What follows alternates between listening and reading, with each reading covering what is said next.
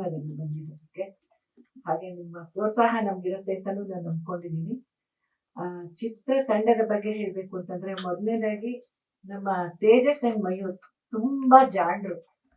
ಆಮೇಲೆ ತುಂಬಾ ಒಳ್ಳೆ ಹೋಮ್ವರ್ಕ್ ಮಾಡ್ಕೊಂಡಿದ್ದಾರೆ. ಎಲ್ಲೂ ಅವರಿಗೆ ಯಾವ್ದೇ ಕನ್ಫ್ಯೂಷನ್ ಇರಲಿಲ್ಲ ಚಿತ್ರೀಕರಣದ ಸಮಯದಲ್ಲಿ. ತಮಗೆ ಏನ್ ಬೇಕೋ ಅದರ ಬಗ್ಗೆ ಅವ್ರಿಗೆ ಸ್ಪಷ್ಟತೆ ಇತ್ತು. ಆಮೇಲೆ ನಾವೇನು ಇಷ್ಟು ವರ್ಷ ಆಗಿದೆ ಕಲಾವಿದರು ಬಂದು ಇವ್ರಿಗೆ ಹೇಗ್ ಹೇಳೋದಪ್ಪ ಅನ್ನೋ ಯಾವ ಹಿಂಜರಿಕೆನೂ ಇರಲಿಲ್ಲ. ಅವ್ರಿಗೆ ಎಂಥ ಒಂದು ಭಾವನೆ ನಮ್ಮಿಂದ ವ್ಯಕ್ತಪಡಿಸ್ಬೇಕಾಗಿತ್ತು ಅದನ್ನ ಸ್ಟ್ರಿಕ್ಟ್ ಆಗಿ ನಮ್ಮಿಂದ ತೆಗೆಯೋ ಪ್ರಯತ್ನ ಪಟ್ಟಿದ್ದಾರೆ. ನಾವು ಅವರನ್ನ ತೃಪ್ತಿ ಪಡಿಸೋದಕ್ಕೆ ನಾವು ಕಷ್ಟಪಟ್ಟಿದೀವಿ. ಯಾಕಂದ್ರೆ ನಾವು ನಮ್ಮ ಒಂದು ಹಳೆ ತಲೆಗಳು ಇರುತ್ತಲ್ಲ, ಅವ್ರಿಗೊಂದು ಅಡ್ಡಗೋಡೆ ಇರುತ್ತೆ. ಏನೋ ನಾವೇ ತುಂಬಾ ಚೆನ್ನಾಗಿ ಮಾಡ್ಬಿಡ್ತೀವಿ. ನಾನು ನನ್ನ ವಿಷಯ ಹೇಳ್ತಿದ್ದೀನಿ ಅಷ್ಟೇ, ಎಲ್ಲರ ವಿಷಯನ ಹೇಳ್ತಿಲ್ಲ.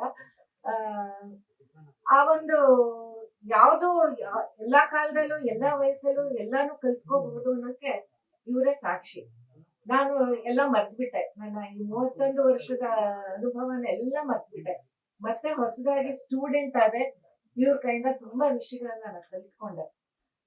ಎಷ್ಟೋ ಸತಿ ನಾವುಗಳು ಓವರ್ ಆಕ್ಟಿಂಗ್ ಮಾಡ್ಬಿಟ್ಟಿರ್ತೀವಿ, ನಮಗ್ ಗೊತ್ತಿರಲ್ಲ ಅದು. ನಮ್ಮ ಪ್ರಕಾರ ನಾವು ತುಂಬಾ ಚೆನ್ನಾಗಿ ಮಾಡಿರ್ತೀವಿ ಅನ್ನೋ ಒಂದು ಆತ್ಮವಿಶ್ವಾಸದಲ್ಲಿ ಮಾಡಿರ್ತೀವಿ. ಆದ್ರೆ ಇವ್ರ ಜೊತೆ ಕೆಲಸ ಮಾಡಿದಾಗ ಎಂತ ತಪ್ಪು ಕಲ್ಪನೆ ಇದ್ದೆ ನಾನು. ಇದೆಲ್ಲ ನಾನು ಏನ್ ಮಾಡ್ತಿದ್ನೋ ಇರಬಹುದು, ಜನರು ಮೆಚ್ಚುಗೆ ಗಳಿಸಿರ್ಬೋದು, ಬಟ್ ಇದು ಒಂದು ಎಕ್ಸ್ಟ್ರಾರ್ಡಿನರಿ ಒಂದು ಕೆಲಸವನ್ನ ಇವರು ನಮ್ಮಿಂದ ತೆಗ್ಸಿದ್ದಾರೆ. ಏನೇ ನಿಮ್ಗೆ ಇಷ್ಟ ಆದ್ರೂ ಆ ಕ್ರೆಡಿಟ್ ಅವರಿಬ್ಬರಿಗೂ ಹೋಗ್ಬೇಕು. ಯಾಕೆಂದ್ರೆ ಎಲ್ಲೂ ಅವರು ಕಾಂಪ್ರಮೈಸ್ ಅನ್ನೋದನ್ನ ಮಾಡ್ಕೊಂಡಿಲ್ಲ. ಅಷ್ಟು ಚೆನ್ನಾಗಿ ಅವರು ನಮಗೆ ಪ್ರೋತ್ಸಾಹನೂ ಕೊಡ್ತಾ ಇದ್ರು. ಹಾಗಂತ ಎಷ್ಟೋ ಜನ ಕೂಗಾಡ್ಕೊಂಡು ಸಿಡ್ಕಾಡ್ಕೊಂಡು ಡೈರೆಕ್ಟ್ ಮಾಡ್ತಾರೆ, ಅದೆಲ್ಲ ಅವರ ಜೋನರಲ್ಲಿ ಇರಲಿಲ್ಲ. ತುಂಬಾ ಸಮಾಧಾನವಾಗಿ ನಮಗೆ ನಮ್ಮ ವಯಸ್ಸಿಗೆ ಯಾವ್ದೇ ರೀತಿಯ ನಮ್ಮ ಈಗೋ ಹರ್ಟ್ ಆಗದೆ ಇರೋ ಹಾಗೆ ತುಂಬಾ ನಾಜೂಕಾಗಿ ನಮ್ಮ ಹತ್ರ ಕೆಲಸ ತಿಳಿಸಿದ್ದಾರೆ. ಅದಕ್ಕೆ ನಾನು ಅವರಿಬ್ಬರಿಗೂ ಧನ್ಯವಾದಗಳು ಹೇಳ್ತೀನಿ. ಮತ್ತೆ ಮಯೂರ್ ಸಂಗೀತ ನನ್ನನ್ನ ಯಾವ್ದೋ ಲೋಕಕ್ಕೆ ಕರ್ಕೊಂಡು ಹೋಗ್ತಿದ್ದೆ. ನಾನಂತೂ ಆ 2 ಹಾಡುಗಳನ್ನ ಎಷ್ಟು ಸತಿ ಕೇಳಿದ್ದೀನೋ ಗೊತ್ತಿಲ್ಲ. ಈ ದಬಾ ದಬಾ ಅಂತ ಈ ಕಾಲದ ಹಾಡುಗಳನ್ನ ಕೇಳಿ ಕೇಳಿ ಕಿವಿ ಮೇಲೆ ರಾಜೋ ಅಂತ ಹಾಡುಗಳನ್ನ ಕೇಳಿ ಕೇಳಿ ಸಾಕಾಗಿ ಹೋಗಿತ್ತು. ಮಯೂರ್ ಅವ್ರ ಹಾಡು, ಸಂಗೀತ, ಸಾಹಿತ್ಯ ಕೂಡ ಅದು ಎಷ್ಟು ಅರ್ಥಪೂರ್ಣವಾಗಿದೆ. ಮತ್ತೆ ಸಿನಿಮಾ ಸಂಭಾಷಣೆಗಳು ಕೂಡ ನಮ್ಗೆ ಹೇಳಕ್ಕೆ ಕಷ್ಟ ಆಗ್ತಿರ್ಲಿಲ್ಲ, ಯಾಕೆಂದ್ರೆ ನಮ್ಗೆ ಅದು ಅರ್ಥ ಆಗ್ತಾ ಇತ್ತು. ನಮಗೆ ಕನ್ವಿನ್ಸ್ ಆಗದೆ ನಾವು ಅದನ್ನ ಆಡಿಯನ್ಸ್ಗೆ ಕನ್ವೆ ಮಾಡಕ್ ಆಗೋದಿಲ್ಲ. ಹಾಗಾಗಿ ಈ ಸಂಭಾಷಣೆಗಳು ಹೇಗಿತ್ತು ಅಂತಂದ್ರೆ ಸಹಜವಾಗಿಯೇ ಇದೆ. ಒಂದು ಅಡುವಿನಲ್ಲಿ ಮಹತ್ತನ್ನು ಹೇಳ್ತಾರಲ್ಲ, ಆ ತರ ಸಂಭಾಷಣೆಗಳು ಮಾಮೂಲಾಗಿ ಮಾತಾಡೋ ತರನೇ ಇದ್ರುನು ಅದ್ರೊಳಗೇನೋ ತುಂಬಾ ದೊಡ್ಡ ವಿಷಯಗಳನ್ನ ಅವ್ರು ಹೇಳಕ್ ಪ್ರಯತ್ನ ಪಟ್ಟಿದ್ದಾರೆ. ಹಾಗಾಗಿ ಈ ಸಂಭಾಷಣೆ ಕೂಡ ತುಂಬಾ ಮನಮುಟ್ಟವಾಗಿತ್ತು. ಇದೆಲ್ಲ ಬರೀ ನನ್ನ ಮತ್ತು ರಮೇಶ್ ಭಟ್ ಅವರ ಸಂಭಾಷಣೆಗಳ ಬಗ್ಗೆ ಹೇಳ್ತಾ ಇದ್ದೀನಿ. ಮತ್ತೆ ಚಂದನ ಜೊತೆ ಇದೆಯಲ್ಲ, ನಮ್ಮ 3 ಜನದ ಬಗ್ಗೆ ನಾನು ಮಾಡಿದ್ದ ಸೀನ್ಸ್ ಅಲ್ಲಿ ನಾವು 3 ಜನ ಇದ್ದಿದ್ದು, ಅದ್ರ ಬಗ್ಗೆ ನನಗೆ ಗೊತ್ತಿರೋ ಹೇಳ್ತಾ ಇದ್ದೀನಿ. ಒಟ್ಟಾರೆ ನಮ್ಗೆ ಎಲ್ಲ ತಂಡದವರು ಕೂಡ ಅಷ್ಟೇ ತುಂಬಾ ಚೆನ್ನಾಗಿ ನೋಡ್ಕೊಂಡ್ರು.